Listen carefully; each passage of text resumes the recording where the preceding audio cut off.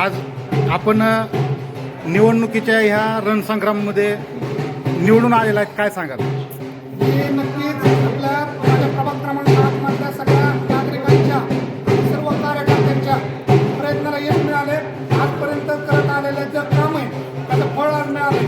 इथून पुढच्या काळात करमाळा शहरासाठी जे चांगलं करता येईल त्यासाठी मी प्रयत्नशील राहील आणि सर्व मतदारांचा मी कायम ऋणी राहील.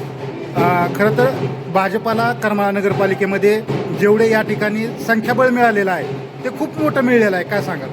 खरं तर कारण की याच्या आधी कधी एवढं संख्याबळ मिळालेलं नव्हतं. करमाळ्यासारख्या ठिकाणी भाजपचं कमळ फुललंय आणि त्या माध्यमातून नक्कीच करमाळ्यात आम्ही जेवढे नगरसेवक निवडून आले तेवढे राज्य शासनाने केंद्र सरकारच्या माध्यमातून विकास करण्याचा प्रयत्न केला. नगराध्यक्ष पदाची सुद्धा चांगल्या प्रकारची फाईट या ठिकाणी दिसून आली, परंतु काही थोडक्या मताने नगराध्यक्षपद सुद्धा म्हणजे भाजपाच्या हातून निसटलं गेलं.